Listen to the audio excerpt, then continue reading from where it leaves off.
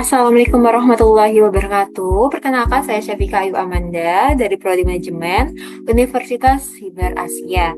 Nah, pada kesempatan ini saya akan membahas tentang Indonesia Emas, taktik lolos dari jebakan kelas menengah. Pertama, kita bahas dulu apa itu middle income trap. Nah, kondisi ketika suatu negara berhasil keluar dari kemiskinan menjadi negara berkembang, tetapi terjebak dan gagal naik kelas menjadi negara maju. Menurut World Bank, negara yang terjebak biasanya memiliki pendapatan nasional bruto atau GNI per kapita antara 4.000 sampai 7.000 US dollar selama berdekade-dekade. Dan gagal menembus batas negara maju, yaitu di atas 14.000 US dollar. Indonesia sendiri GNI per kapita per 2024 yaitu sekitar 4.910 US dollar. Lalu ciri-ciri middle income trap yang terjadi di Indonesia itu pertama, pertumbuhan ekonomi stagnan 5%. Nah, padahal butuh 6-7% untuk lolos jadi negara maju sebelum bonus demografi habis. Lalu yang kedua, deindustrialisasi dini, yaitu kontribusi manufaktur merosot dari 27% menjadi 19%. Pabrik padat karya tumbang sebelum industri teknologi tinggi siap berkembang. Ciri yang ketiga, ledakan sektor informal. Nah, jutaan pekerja terlempar ke sektor informal seperti ojol atau serabutan yang memiliki produktivitas rendah, upah tidak pasti, dan rendah inovasi. Ciri keempat, rapuhnya kelas menengah. Nah, kelas menengah di Indonesia jumlahnya besar, tapi sangat rapuh, terjebak di fenomena makan tabungan karena kenaikan biaya hidup yang tidak sebanding dengan pertumbuhan gaji. Lalu ciri yang kelima yaitu anggaran riset atau R&D terlalu kecil. Nah, anggaran riset jauh di bawah standar negara maju, minimal 2%, menjadikan Indonesia sekedar konsumen, bukan produsen teknologi. Lalu kita lihat realita di dunia.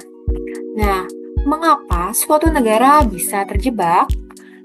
Hal ini disebabkan dilema pertumbuhan, terjebak di area nanggung, yaitu kehilangan daya saing rendah, upah buruh terlanjur naik, tidak bisa lagi bersaing dengan negara miskin untuk harga industri yang murah. Nah, lalu gagal bersaing di level tinggi. Teknologi dan SDM belum siap untuk memproduksi barang canggih seperti semikonduktor atau otomotif. Dampaknya, pertumbuhan ekonomi kehilangan bensin, melambat, dan stagnan selama berdekade-dekade. Lalu negara yang terjebak itu apa saja? Seperti Brazil, Argentina, dan beberapa negara Asia Tenggara stagnan sejak 1970. Negara yang berhasil lolos seperti Korea Selatan, Taiwan, Singapura. Nah, mereka bertransformasi dari industri murah ke teknologi dan inovasi. Lalu bagaimana strategi lolos dari middle income trap? Kita bedah dari 3 aspek. Pertama, dari aspek kebijakan fiskal, yaitu alihkan anggaran konsumtif menjadi investasi teknologi dan manusia. Kedua, yaitu kebijakan moneter, menjaga stabilitas rupiah sekaligus membuka keran modal murah untuk bisnis masa depan. Yang ketiga, kebijakan utang luar negeri, yaitu utang luar negeri tidak boleh konsumtif, melainkan harus menghasilkan devisa dan transfer teknologi. Kita bedah dari aspek pertama, yaitu kebijakan fiskal. Nah, kita fokus pada produktivitas dan SDM. Kebijakan fiskal ini adalah segala kebijakan pemerintah yang berkaitan dengan pendapatan negara, seperti pajak dan pengeluaran negara, untuk mengarahkan kondisi ekonomi. Tantangan apa yang kita hadapi di 2026, yaitu sektor manufaktur melambat dan daya beli kelas menengah tertekan. Lalu apa solusinya? Yaitu pertama, pajak super atau super tax deduction. meningkatkan biaya pinjaman dan menurunkan potongan pajak hingga 300% bagi industri swasta yang mendirikan pusat riset atau R&D dalam negeri. Lalu, kedua, solusinya yaitu mendukung hilirisasi industri, meningkatkan nilai tambah komunitas dengan mengolah bahan mentah menjadi barang setengah jadi atau barang jadi di dalam negeri sebelum diekspor. Solusi yang ketiga, yaitu alihkan belanja dari subsidi konsumtif ke investasi produktif. Alihkan subsidi BBM fosil secara bertahap menjadi beasiswa riset teknologi, pendanaan vocational training, dan subsidi langsung industri green energy. Lalu, rekomendasi kebijakan yang keempat yaitu bantuan sosial yang tepat sasaran melalui digital ID.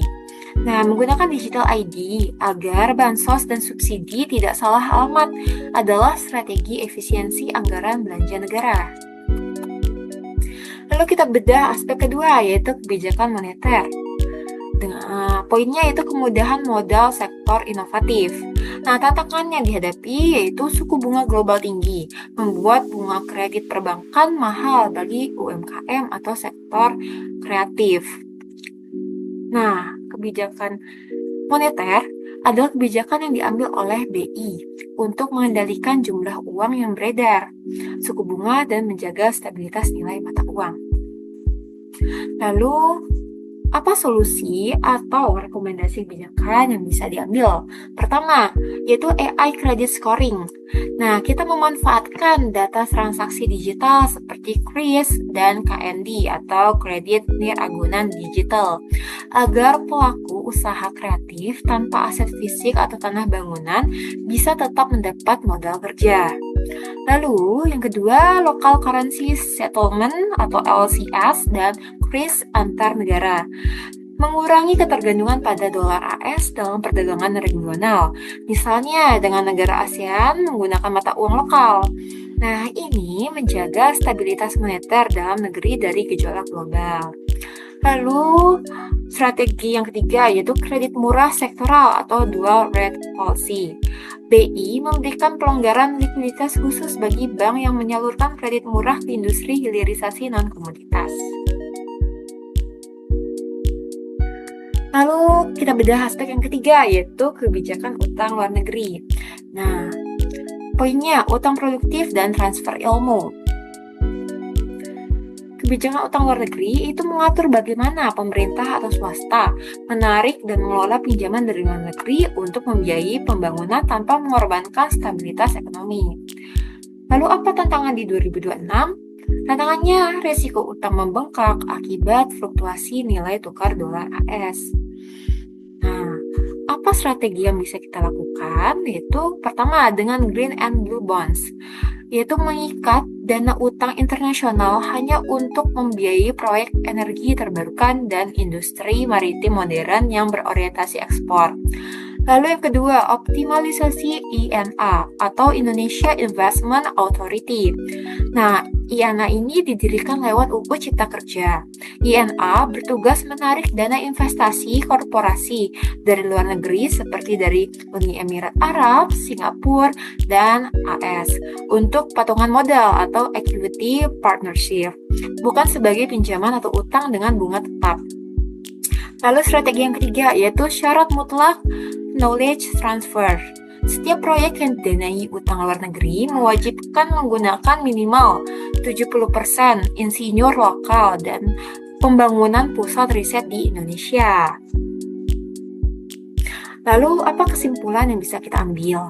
Nah, kesimpulannya, Indonesia tidak bisa maju hanya dengan mengandalkan otot atau tenaga kerja murah dan bumi atau komoditas mentah. Fiskal harus mendanai otak atau R&D, moneter harus mempermudah jalannya modal, dan utang luar negeri harus mengakselerasi teknologinya. Oleh karena itu, mari kita bawa Indonesia melompat maju, bukan sekedar bertahan. Terima kasih atas perhatiannya. Wassalamualaikum warahmatullahi wabarakatuh.